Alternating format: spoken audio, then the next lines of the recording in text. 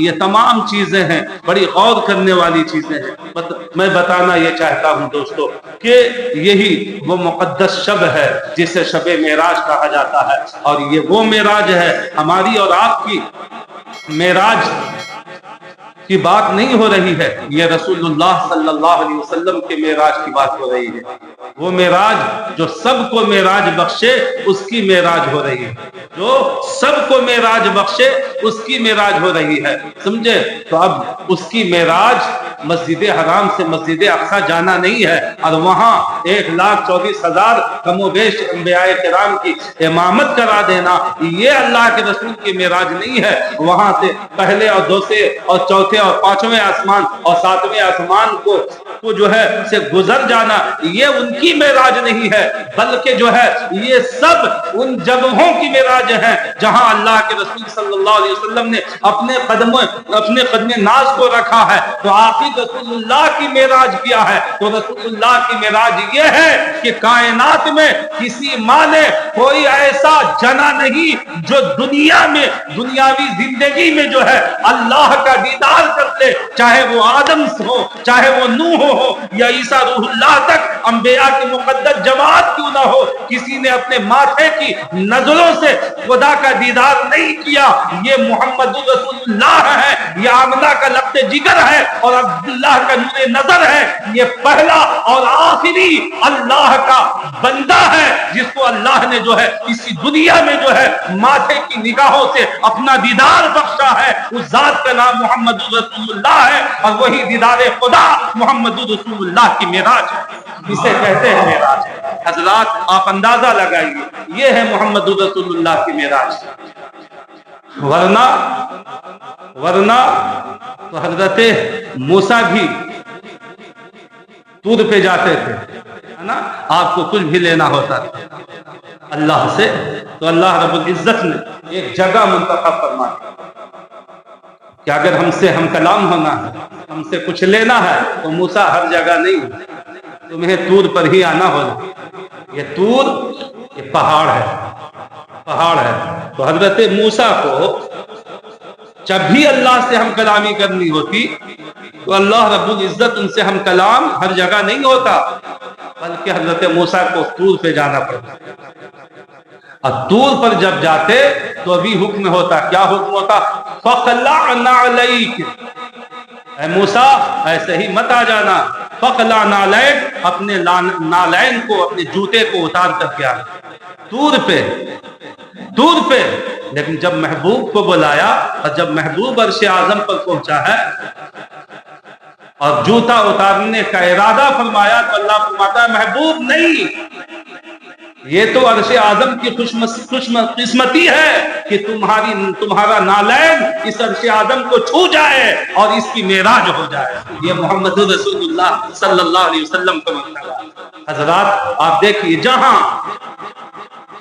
جو بھی انبیاء ہوں، اور ایک چیز یاد رکھیے، میں نے اس سے پہلے جمعہ میں بھی کہا تھا، امت محمدیو سنو غور سے، یہ اللہ کی قسم، یہ صرف رسول اللہ کا فضل و کرم ہے، ان کے وجہ سے اللہ نے فضل و کرم فرمایا ہم لوگوں پر، ورنہ پورے 1,24,000 انبیاء کرام برملا ایک دم بالکل لائیو تقریر ہو رہی میری، ایک پیسہ غلط نہیں ہے نا۔ 1,00,000 یا 2,24,000 انبیاء کرام اس دھرتی پر تشریف لائے، ہے نا؟ سبوں کو عبادت کا حکم تھا اور سب عبادت کرتے تھے، لیکن پوچھئے کہ ہر کی عبادت کی جگہ خاص ہوتی تھی، ہے نا؟ نماز پڑھنا ہے تو جو خاص جگہ ہوتی تھی وہیں آ کے پڑھنا جب ہوگی، ورنہ نہیں ہوگی، جو بھی ہو۔ یہ کتنا بڑا فضل ہے امت محمدیہ پر۔ آپ کے لیے یہ سب نہیں ہے کہ آپ کھیت میں ہو اور ٹائم نہیں ہے اور نماز کا ٹائم ہو گیا تو ایک دم بالکل آ کر کے اشرف المساجد ہی میں پڑھنا ہو۔ یہ صرف سابقہ امتیوں کے لیے تھا، یہ یہ سب سابقہ پہلے کی امتیوں کے لیے تھا کہ وہ اگر بازار میں ہو، چاہے وہ پارکوں میں ہو یا باغات میں، کھیت کھلیان میں ہو، کہیں بھی ہو، وقت ہو گیا اور نماز ادا کرنی ہے، عبادت کرنی ہے، تو مرضی نہیں ہے کہ جہاں ہو وہیں پڑھ لے۔ اگر وہ اپنی عبادت کو قبولیت کا درجہ اگر وہ دینا چاہتے ہیں اور عبادت کو عبادت بنانا چاہتے ہیں تو اللہ نے جو جگہ خاص کر دی تھی اسی جگہوں میں آ کر کے انہیں نماز اور عبادت کرنی ہوتی تھی۔ لیکن جب محبوب کی امت کی باری آئی تو اللہ نے فرمایا قل للہ المشرق والمغرب، ہے نا، کہ اللہ فرماتا ہے کہ اے میرے محبوب یہ تو ہمارے دوسرے بندوں کے لیے اور دوسرے نبی کی امت کے لیے تھا کہ اگر عبادت کرنی ہے تو اسی جگہ آ کر کے کرنا ہوگا جو جگہ خاص ہے۔ لیکن اے محبوب تیری امت کے لیے یہ نہیں ہے، بلکہ تیری امت کے لیے تو ہم یہ کہتے ہیں کہ قل للہ المشرق والمغرب فأینما تولوا فثم وجہ اللہ۔ اے محبوب ہم نے تیری امت کے لیے تو پورے روئے زمین کو مسجد بنا دیا، جہاں جھک جائے وہی مسجد ہے اور جہاں چاہے وہی عبادت کرے، میں اس عبادت کو بول کروں۔ یہ امت محمدیہ پر فضل ہے۔ لیکن کتنی بڑی کمبختی اور بدبختی ہے ان امت محمدیہ کی، اتنا فیسلٹی کے بعد بھی ہماری نماز چھوٹ جائے۔ اگر کوئی ایک خاص جگہ ہوتی چھوٹ جائے تو چلو بڑی دور چلے گئے تھے، وہاں سے آتے آتے دیر ہو،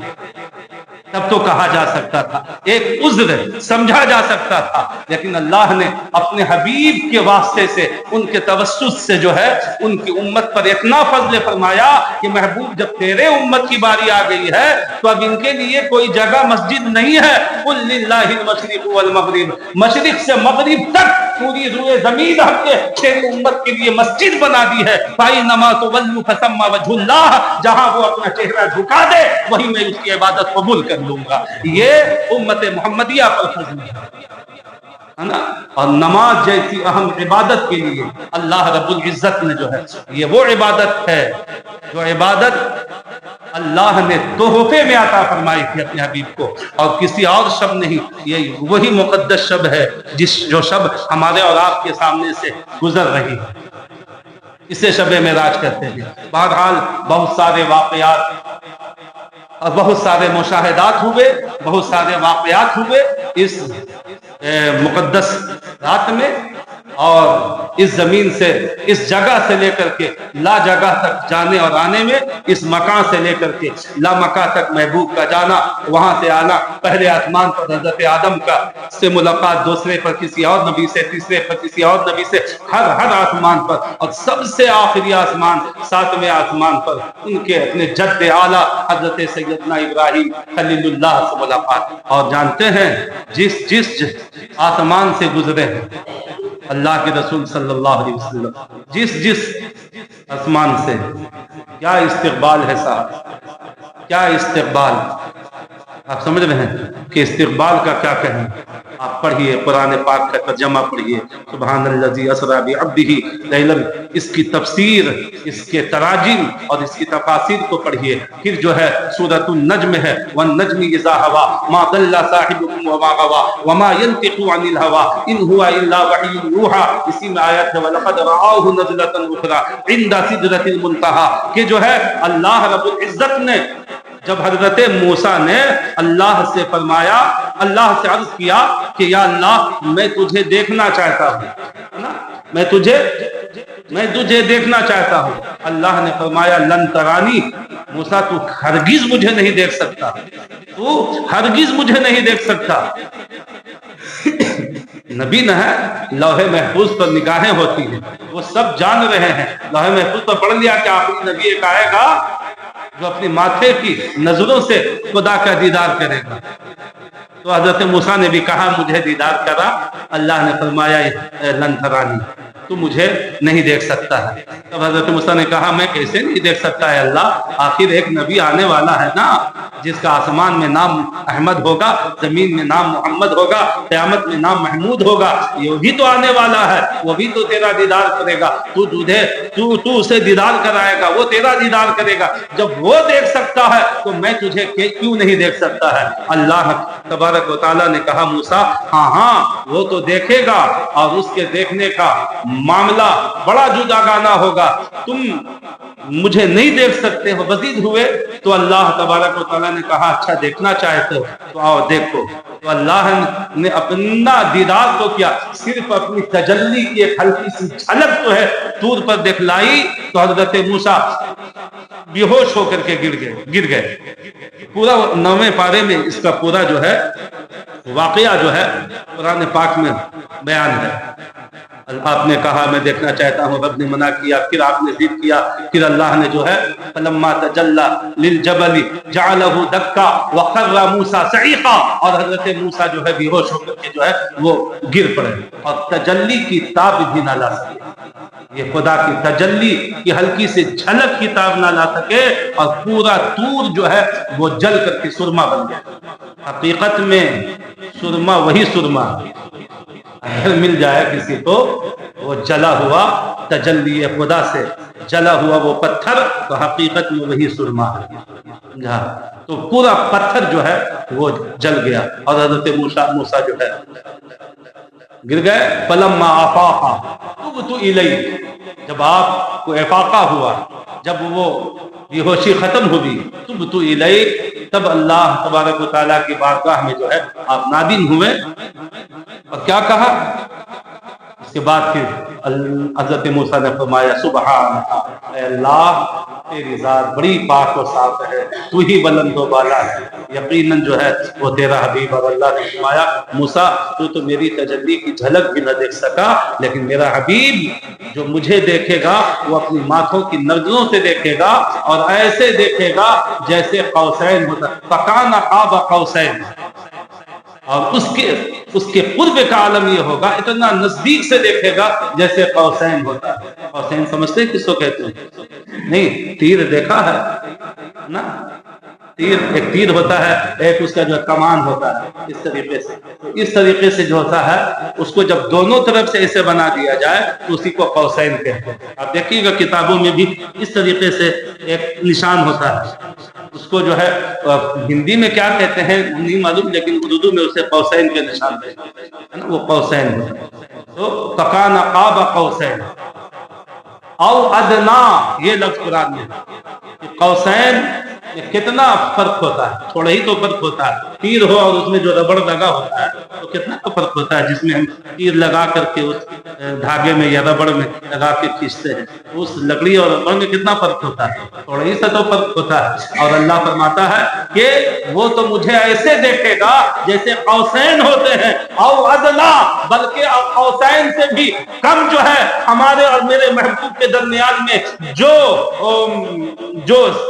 مسافت رہے گی وہ قوسین سے بھی کم رہے گی، او ادنا، اس سے بھی قرب جو ہے وہ مجھے قریب سے دیکھے گا۔ یہ محبوب پاک صلی اللہ علیہ وسلم کی ذات پاک ہے۔ تو اللہ کے رسول صلی اللہ علیہ وسلم کے معراج حقیقت میں دیدار خدا، وہ اللہ تبارک و تعالیٰ کا دیدار، یہ پہلا اور واحد شخص، ورنہ سب کو جتنے بھی ایمان والے ہیں، چاہے وہ انبیاء میں ہوں، چاہے وہ صحابہ میں ہوں، چاہے وہ صلحاء میں ہوں، چاہے شہداء میں ہوں، چاہے عوام میں ہوں، کوئی ایسا نہیں ہے جو خدا کو اپنے ماتھے کی آنکھوں سے اس دنیا میں دیکھے۔ یہ صرف آمنہ کا لخت جگر اور عبداللہ کا نور نظر محمد رسول اللہ کی ذات ہے، جس نے اپنے ماتھے کی نگاہوں سے خدا کا دیدار کیا۔ تو یہ اللہ تبارک و تعالیٰ نے آج کی مقدس رات میں جو ہے اللہ نے اپنے حبیب کو بلایا، اور اس طریقے سے اللہ کے رسول صلی اللہ علیہ وسلم تشریف لے گئے اور خدا کا دیدار ہوا۔ اب جب ظاہر ہے جب انسان کسی کو دعوت دیتا ہے، بلاتا ہے، تو پھر اپنے مہمان کو خالی نہیں بھیجتے، کوئی نہ کوئی تحفہ تحائف دے کر کے بھیجتا ہے۔ پھر اللہ کے رسول جب آنے لگے تو اللہ رب العزت نے جو ہے آپ کو آپ کی امت کے لیے جو ہے نماز جیسی قیمتی تحفے سے نواز کر کے جو ہے بھیجا۔ اور اللہ کے رسول صلی اللہ علیہ وسلم یہ وہ قیمتی تحفہ ہے جس تحفے میں اللہ رب العزت نے انسان کی دنیاوی زندگی کو بھی تمام فوائد کو اس کے اندر رکھ دیا، اور آخرت کے بھی تمام فوائد کو اللہ نے نماز میں اکٹھا کر کر کے اپنے محبوب کو تحفے کے طور پر ادا فرما دیا، اور کہا کہ لے جا محبوب، تیری امت پڑھے، اس کی دنیا بھی آباد، اس کی آخرت بھی آباد۔ حضرات قدر کریں، اور یہ فضل ہے اللہ کا، جتنا بھی ہم شکر ادا کریں رب کا وہ کم ہے، صرف اس بات پہ کہ اس نے ہمیں اور آپ کو امت محمدیہ میں پیدا کیا۔ امت ہے، ہم تو کہتے ہیں کہ اگر کوئی نماز پڑھنے کا ارادہ کرے، اگر ذہن میں صرف یہی سوچ لے کہ کتنا بڑا فضل ہو گیا ہے رب کا محمد رسول اللہ کے واسطے سے، کہ پہلے کی امت تو اگر کہیں بھی رہے تو دوڑ کر کے وہی آنا رہتا تھا نماز پڑھنے کے لیے، جو جگہ خاص تھی۔ یہ تو رسول اللہ کے صدقے میں اتنی آسانیاں ہو گئی ہم امت محمدیہ پر کہ جہاں کہیں بھی تم رہو سب کو مسجدیں بنا دیا گیا ہے، جہاں سر جھکا دو تمہاری عبادت وہیں قبول کر لی جائے گی۔ اس لیے ہمیں اور سب کو چاہیے، یہ بڑی مقدس رات ہے، آج ہی کی رات اللہ رب العزت نے نماز جیسی اہم عبادت کو جو ہے دیا، اور اللہ نے پوری روئے زمین کو صرف امت محمدیہ کے لیے زمین کو، پوری روئے زمین کو مسجد بنا دیا ہے۔ جہاں وقت ملے، آپ جہاں رہو، کھیت میں رہو مسجد میں نہ آ سکو تو وہ کھیت ہی آپ کے لیے مسجد ہے، آپ باغات میں رہو نہ آ سکو وہ باغات آپ کے لیے مسجد ہے، آپ بازار میں گئے ہو کام کے لیے، وہاں نماز کا وقت ہو گیا، مسجد میں جانے کا ٹائم نہ ہو تو وہ بازار میں جس جگہ کو آپ پسند کر لو وہی آپ کے لیے مسجد ہے۔ اور یہ میں نہیں، یہ خود اللہ قرآن پاک میں ارشاد فرما رہا ہے، قل للہ المشرق والمغرب فأینما تولوا فثم وجہ اللہ، پوری روئے زمین اللہ کی تمہاری مسجد ہے، جہاں تم جھکا دو وہیں تمہاری عبادت ہے۔ اس لیے دوستو اس کی ہم قدر کریں جو اللہ نے ہم پر فضل فرمایا ہے، اور جس محبوب کے واسطے سے فضل فرمایا ہے۔ ہم نماز کی پابندی کریں، نماز پڑھیں، اور آج کی مقدس شب جس قدر ہو سکے ہم عبادت و ریاضت میں، تلاوت کلام اللہ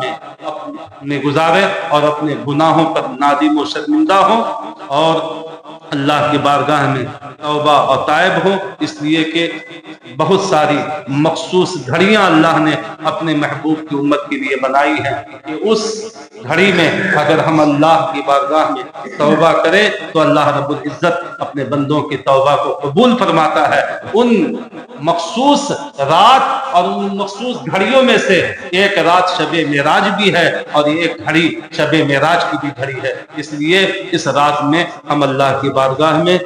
نادم و شرمندہ ہوں، توبہ و تائب ہوں، اپنے گناہوں سے معافی مانگے، جہاں تک ہو سکے تسبیح و تحلیل میں، عبادت و ریاضت میں اپنے اوقات کو ہم گزاریں۔ پروردگار عالم ہم سب کو نیکیاں کرنے کی توفیق عطا فرمائے، اور آج کی اس مقدس شب کے فضیلتوں سے، برکتوں سے، سعادتوں سے ہم سب کو مالا مال فرمائے۔ وآخر دعوانا ان الحمد للہ رب العالمین۔ السلام علیکم۔